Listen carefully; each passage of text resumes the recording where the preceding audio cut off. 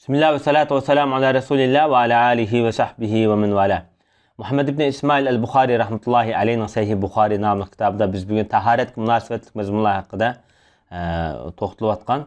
Bugungi babda kishilarning mushi tartidan ishib qolgan suvni ishlasa qanday bo'ladi? Buning hukmi nima degan mazmunda to'xtalib atdi Imom Buxoriy rahmetullahi alayhi. Bu yerdagi kishilarning tartidan oshgan degan masalani ikki xil ehtimollik ega. Bir ehtimollik ay taratdan ishib qolgan teshtektik suv yoki chinak yoki chaynaktik suvning o'zini maqsad qilgan. Yani bir shakli bo'lsa ay taratning suydan soqib tushgan a'zolardan tushgan suvni maqsad qilgan. Ehtimol bu yerdagi mazmun hadisniki ro'yiga asoslangan vaqtida ay taratniki tarat elayotgan vaqtida qo'ldan, putdan, yuzdan oqqan taratniki oshmi suvi haqida to'xtalgan, ya'ni ishlatilgan suv haqida to'xtalganligi bakrak kuchlikdirdi. Bu vaqtda hamda Hanifi mazhab ulamolaridan Imom Abu Yusuf bunda suvni işletiş haqida bu yangilik necis doirasidagi suv kirdi degan. Ammo Hasan ibn Ziyad degan Imom Abu Hanifning gidonliq shogirdlari buni ig'ir nijosat kirdi, ya'ni po'q suvdek o'xshash deb manda qaraganda, ammo Zufar, Muhammad ibn Hasan qatorliq Imom Abu Hanifning gidonliq shogirdlari bu suvni pokiz suv deymiz, ammo tarat og'ilmaydigan suv qatorida hukm qilamiz degan. Mana ma qarashni bo'lsa Mavran Nahr Türkistan'daki ulemalari, yani peyleri aynı vaqtida mush qarashni yaqlagan. Belki bu qarash nayt yaxshi qarash yoki amaliyotga uyg'un qarash bo'lishi mumkin. Chunki bunda bo'lgan vaqtida bunda suvni ichisi bo'ladi, masalan, ximij g'usi bo'ladi, tomoq isi bo'ladi, maynat narsalarning jusi bo'ladi. Mush asosida bir qism Hanifi ulemalari fatvoni asos qilgan. Bu Muhammed ibn Hasan rahmetullahi aleyhinki nazrine asas qilgan bunada. Bu suvni mesela tahir, g'ayri tahur degan ahvol aslida. Ammo bu suvni tahir ham tahur degan vaqtida tarat ma'qul bo'ldi degan bo'ladi. Undaqda bu ixtilofniki natijasi nima degan vaqtida bu suvni biz nijosat deb qaragan vaqtida bu suvni ishiltish qat'iy durust emas deb qaraymiz. Agar bu suv pokiz degan ahvol ostida bu suvni har qanday narsaga ishiltishga bo'ladi. Bular bu tahuriyat sufati bor degan vaqtida tarat hosil bo'ldi, har qanday narsaga ishlashsa bo'ladi deb qaraladi. Bu masala bizdek masalan tog'liq rayonlar bilan qo'rshalgan bir vatanda yashagan, masalan qor suvlari, yomg'ir suvlari, iriq o'stanlarniki suvlar davomli ishkilarimizniki oldi keyinlarda iriq o'stan eqib turadigan bir diyorlarda yashagan bizda xalqlar uchun bu bir xil bu qanday maslaydi bunda suv tartamay odatda yiqiyotgan suvlar yoki ko'lning suvlar tartasa ya isi bo'ldi-ku deb bir xil nazarda qarashimiz mumkin. Ammo Arab yarim orolida qaqqos cho'l bu yerda iriq o'stan topqul bo'lmaydigan, ko'l topqul bo'lmaydigan, suv uchun jondin qabilasidan kechib tarixdan buyon urush o't o'chmagan Arab yarim orolida bir qaqqos cho'llikka nisbatan betqa vaqtida bu masala nayt muhim deb qaraladi. Undaqda biz hadisniki o'ziga kirib kelsak, Imom Buxoriy rahmetullahi alayhi Jarir ibn Abdullah el-Bajali bu sahoba bu kishi o'ziniki oilasini ayni vaqtida o'sha misvakdan ishib qolgan suvda taratilishga buyurayotganda, yani bu qanday masala deganda ya chinida yoki teshtakka misvakni chilab qo'ydi. Misvakni iliblam og'izlarini shunday chaqib o'tib yana uni shu teshtakning ichiga yana chilab qo'ydi. Bunda bo'lgan vaqtida misvak qurib qolmaydi, yumshoq turdi, tishlarniki tozalanishiga nayt aplik, nayt munosib keldi. Demak, bu og'izni chaqigan, og'izni tozalagan misvakni chilab qo'ygan, yani oshgan suvda taratilish buyuriydi dedi. Demak, Imom Buxoriy rahmetullahi alayhi bu qarashni yaqladi degan bo'ldi bundan. Undaqda misvak chillangan suvda taratilish ay taratdan oshgan oqmi suv bilan tarat og'amlar o'xshash degan ma'noni keltirib chiqardi. Chunki tarat og'andam azan juydi, misvakdami og'izni juydi o'xshash. Ammo bir qism olimlar yo'q, bu masalani ayirish kerak deb qaragan. Taratdan oshgan Aşım su bilen bu misvaktan ağzınla işletken su fark var deb bu meselede yana o'xshamagan qarashlarni yoqlagan ikki tarafdan.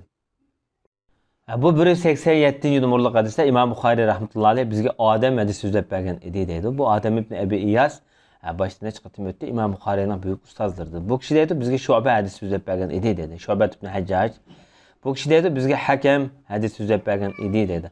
Bu Hakem ibn Utayba nomi bilan mashhur bo'lgan. Bu ravilarni kamisi tarjimali o'tdi boshidagi. Bu odam deydi men Aba Juhayfadan anglagan edim deb shunday dedi. Aba Juhayfa bo'lsa ismi Vahb ibn Abdullah Saqafi nomi bilan boshda tarjimali o'tgan sahoba kishi. Xo'sh, bu sahoba deyman balkim. Endi bu kishi deydi sahobilikqa chiqib turadi-da. Payg'ambar sollallohu alayhi vasallam tush vaqtida bizning qishimizga chiqdi-da bir tarat suv keltirildi. Kişiler Peygamber sallallahu aleyhi ve sellem'deki şu tertidin yani a'zolardan eqib tushayotgan suvlarni talishib ketadi dedi. Onun bilan yüzlerini silishib ketadi. Peygamber sallam peşimni ishkirkat o'qidi, asrni ishkirkat o'qidi, oldida bir hastiklik. Demek bu hadisde bizge muhim bo'lgan nuqta Peygamberimizin tertidin ishayotgan suvni bu yerda sahabalar talışıp yüzünü silap tertip gitti. Yani bu yak yüzleri işiltip gitti. Demek bu durust deb İmam Buxoriy rahmetullahi aleyh bu qarashni yoqlash kerak. Biroq Peygamber sallallohu alayhi vasallamning bu taratning ishib qolgan suv emas, hatto Peygamberimizning badanidan chiqqan qon, hatto suydiklardan tatib sahabalar ichib olgan. Peygamberimizning ishib qolgan suv emas, Peygamberimizning badanidan chiqqan biz nejis deb qaralgan narsami? U tevarrük narsa. Ondan başqa bu namazın 2 rekat o'qidi, 4 rekatlik namazda. Belki bu safardik avval bo'lishi mumkin.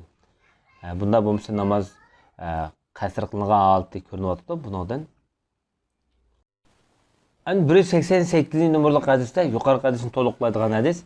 Abu Musa degan kishi shunday dedi. Bu Abu Musa al-Ash'ari degan buyuk sahobalardan. Payg'ambar sollallohu alayhi vasallam bir suv eklanida bir testek yoki bir çilek su ekilishni buyurdi-da. Peygamberimiz qo'lini yuvdi, yüzünü yuvdi shu suvda. Ondan og'ziga bir suv elib, og'zdagi suvni yana shu testek to'kdi, og'zdagi suvni. Ondan noshkaylarga dediki, "Mas'un ichinglar, o'zinglarga, bo'yonlaringlarga bu suvni quyinglar" dedi Peygamberimiz. Biz bu hadisni ko'rayotgan mesele bu yerda Peygamber sallallohu alayhi vasallam balkim musu orqali bir shifolikni maqsad qilib shularga bergan bo'lishi mumkin. Bundan ham og'iz sho'lgaylari yoki masalan og'izlar bundan pokiz deganlik kelib chiqadi. Masalan, ona baliq tomoq yegizdi shunga o'xshash bir masalalar bu. Payg'ambar sallallohu alayhi vasallam nisbatan bitqa vaqtida u bir ajoyib bir tavarruk bir inson bu. Bunda holatlarda Peygamberimizniki bu tavarruk suvlar orqali, sho'lgaylar orqali odam bir xil shifo topadigan holatlardan biri. Balki mushabilarmi, balki davolanishni maqsad qilib o'ziniki Rasulullohning barakati va Alloh bergan mo'jiz sifat orqali davolanishni maqsad qilib bergan bo'lishi mumkin. Chunki bu voqea nada bo'lgan degan vaqtda Jaranada bo'lgan. Toyib tarafdagi bir o'rinda, shu yerdagi bir seferdeki haletlerde Peygamber sallallahu aleyhi ve sellem Ebu Musa Eş'ari bilen Bilal razıyallahu anhu diyen gap bu. Su ekilanında sunu ekilip sunu üzerine kuyunla bu yollarınla başlarınla kuyunla diyen bu iki sahabeye. Birak eyni diyen ulumanınki nezirde bu kişinin sözü biz nezirimizde ağdığı vaktimizde bu Peygamber aleyhissalatu vesselam'a nispeten bir tevarruk bir halet boğan bilen bir kuşanlarlık şey olgan bilen şu Resulullah'ın açkan suları şu kişilerine nispeten. Ama başka adetteki normal kişilerine nispeten elbette vakti da bunda sunu biz tahir su deyimiz yani. Pakizlik süttuba ama başka neresini pakiz denmediğin yani taharetli çıkıp bulmadığın su dep qaraymiz. Bundaqda Peygamberimiz berilgen bir yerdeki hüküm bilen adet kişilerine berildiği hüküm bir yerde bundaqda oşmaydı degan nazar ne? Bu adam qarashni yoqlash kerak. Endi yuqorqi hadisniki to'liqlamasida yana 189 numaralı hadisda İmam Buxoriy rahmetullohi alayhi bizga Ali ibn Abdullah degan kishi hadis so'zlab bergan edi deydi. Bu Ali ibn Madini nomi bilan mashhur bo'lgan mashhur muhaddis. Bu kishi deydi bizga Yaqub ibn İbrahim ibn Sa'd degan kishi hadis so'zlab bergan edi deydi. Va bu balkim Peygamberimizdeki sahabelerden Abdurrahman ibn Avf'niki evlatlardan bo'ladi bu kishi. O'zi Hijazda yaşayan büyük ulama. Bu kishi mesela Ebu İsmail bilan mashhur. Bu kishi ham ayni vaqtda nihoyatda mashhur büyük muhaddislardan nurg'un ustozlar bor, nurg'un shogirdlar bor. Endi ulamolarning nazarida bu odamning ishonchlik, omonatlar, rostchil degandek fazilatlardan bu kishi bayon qilib o'tilgan. Bu kishiniki hijriya 208-yilda o'lib ketganligi xotirlangan. Endi bu kishi deydi bizga dadam Salihdan hadis so'zlab bergan edi deydi. Undaqda dadasi İbrahim ibn Sa'd bo'ladi. Bu kishi Abdurrahman ibn Avf'ninki o'g'li İbrahimning navrisi. İsmi Ebu İshaq kunyasi bilan mashhur. O'zi Bag'dodlarda yashagan. Bu kishi nihoyat ishonchli hadis ulamolardan. Ayni davrda Madinadagi qozilik mansubida o'tgan. Çünkü dadisi Sa'd ibn İbrahim degan kishi Madinadagi qozisi bo'lgan ekan. Harun Raşid'ninki davrda yaşagan. Harun Raşid bek hürmetligen. Biz bu kishiniki tercümanını başta biz o'tdi bo'lgan bir naqshini halal deb fatvo bergan muhaddislardan deb. Ammo lekin ko'pligan ulamolarniki nazarda masalan bo'lib İmam Ahmad bu kishi ishonchlik degan nomlarni bergan. Bundan boshqa ulamolarniki bu odam to'g'riliq bergan baholari nihoyatda bir-biridan yaxshi, go'zal. Biz baş tercümalı o'tgan bo'lg'achqa shunday qisqacha to'xtalamiz. Bu odam deydi Salihdan hadis rivoyat qiladi. Bu kishi Salih ibn Kaysan tercümalı o'tgan. Bu kishi Ibn Shihab Muhammad ibn Muslim ibn Shihab az-Zuhri bu kishi rivoyat qiladi. Bu kishi deydi menga Mahmud ibn Rabi degan kishi xabar bergan deydi. Endi Mahmud ibn Rabi undaqda o'zi payg'ambarimiz o'lib ketgan vaqtida 5 yosh, kichik sahobimiz, sahoba emasmi degan vaqtida belki ixtilof bo'lishi mumkin.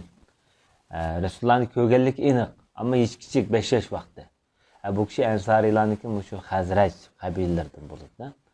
Keyingi mezgilda shu Damashq, Konstantiniya, hozirgi İstanbul taraf. Shu yerlarga berib urush qilgan. Bu davr qachon deganda Umayyalar davrida, shunaqla 4 xalifalar davrida bo'lgan voqealiklarida. Bu kishi shu o'ziningki bir o'ylisidan payg'ambarimiz kelgan bo'lishi mumkin, ya iymon bo'lib yoki yo'qlar. Shu o'yildagi bir quduqdan suv elib, shu suvni payg'ambarimiz og'zidan yuziga pukitib tutganmish Mahmud ibn Rabi'ninki yuziga. Shu ahvolni eslayoladi ekanda, keyingilarga payg'ambarimiz meni mushtaq qilgandi deb bergan. Shunlashqa buni bir qism ulamolar undaqda bu tabiin bo'ladi deb buni ishonchlik bu büyük cho'ng tabiinlar qatoridan sanagan ulamolar. Bir qismda yo'q, payg'ambarimizningki bu holatini tasvirlab beraldi, ko'raldi, undaqda buni sahoba deymiz deb qaragan. Muhimi bu kishi deydi-da, Muhammad ibn Muslim ibn Shihab az-Zuhri deb turibdi. Payg'ambar sollallohu alayhi vasallam shu Mahmud o'zi bola vaqtida bularning quduqidan bir suvni elib og'zida pukib etgan deydi o'ziga.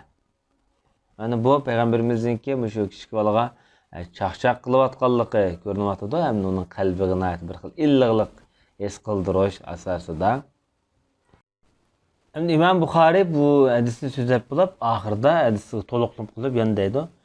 Urva Misvardan rivoyat qilib mundaq degan deydi. Urva ibn Zubayr, Abdullah ibn Zubayrningki enisi bo'ldi. Bu kishi Misvar ibn Mahrama degan kishi shu Abdurrahman ibn Avf'ninki ochisiniki bolasi. Payg'ambar sollallohu alayhi vasallam o'lib ketgan vaqtida 8 yoshgan bu Misvar ibn Mahrama. Bu holatni deb turibdi. Urva Misvarning yana bir boshqasi, bu yerda boshqasi degan gap kim o? Marwan ibn Hakam. Urva ibn Zubayr bilan Marwan ibn Hakam oilasi, Zubayrlar oilasi ichida siyosiy to'qinish bor. Belki shu jihatdan ismini atmagan bo'lishi mumkin. Bu Marwan ibn Hakamdan demakchi. Har biri bir-birining gapini to'liqlaydi. Yani Misver mu Mervan'ın gepini, Mervan mu Misver'nin gepini ispatlaydı. Demek bu rast boğa vakaken demekçi. Peygamber Aleyhisselatü Vesselam taharet alsa sahabeler Peygamberimizin taharet suyunu talışıp uğraşıp gidetti. Bu yerdeki kinayi gep uğraşıp gidetti diyen gep ular uğraşmaydı, cidal kılmaydı. Mesela aç Peygamberimizin azalarından eqivatkan suyunu kollarına çürüş üçün, bedellerine suvaş üçün kısıtılıp gidetti diyen buludu. İmam Buxari rahmetullahi aleyh yuqorqi babni so'zlab bo'lgandiki, yana bir babli deb qo'yapti. Başka babningki temisini qo'ymabdi. Undaqda bu tuvandagi babmi yuqorqi bab bilan aloqador deyishki bo'ldi. Bu 90-numurlik hadis. Bu hadisda İmam Buxari nima deydigandi? Qarab boqaylik. Bu hadisda İmam Buxari rahmetullahi aleyh bizga Abdurrahman ibn Yunus degan kishi hadis so'zlab bergan edi deydi. Bu kishi Abu Muslim el-Baghdadi namı ile meşhur bo'lgan nayeti büyük hafızlardan, muhaddislerden Süfyan ibn Uyeyne qatarlıq aynı vaqtdaki ulamalar bilan suhbatlash bo'lgan büyük allama. 224-yili tuyuqsiz o'lib ketganligi xotirlangan. Bu kishi İmam Buxori'ninki büyük ustozlardan endi. Bu zot deydi-da bizga Hatim ibn İsmail degan kishi hadis so'zlab bergan edi deydi. Bu kishimi o'zi ko'plik adam Madinada yashagan. Madinada 186-yili Harun Rashidniki zamonida o'lib ketganligi xotirlangan. Bu kishi Ja'd degan kishidan. Ja'd degan Ja'd ibn Abdurrahman ibn Aws al-Madani nomi bilan mashhur. Ba'zi odamlar Ju'ayd mi deb qo'ydi. Bu Ja'd degan kishi o'zi Abu Yazid nomi bilan kunyasi mashhur. O'zi ishonchlik muhaddislardan deb sifatlangan. Madinada yashaganligi bilan ta'kidlangan. Bundan ko'p ma'lumot yo'q. Bu kishi men Sahib ibn Yazid degan kishidan anglagan edim dedi. Undaqda Sahib ibn Yazid degan kishi kim o? Bu kishi Peygamberimiz Madinaga kelib 3-yili tug'ilgan. Undaqda kichik sahobalar qatoridan bo'ladi. Hijriya 91-yil o'lib ketgan. Peygamber sallallohu alayhi vasallam bilan shu eng oxirgi qitimda Rasululloh haj qilgan vaqtida haj faoliyatiga qatnashganda shu vaqtida 7 yoshgan, dadasi hamroh qilib ilib beribgan. Shu holatlarni ko'rgan tasvirlarni deb bas kerak bu kishi.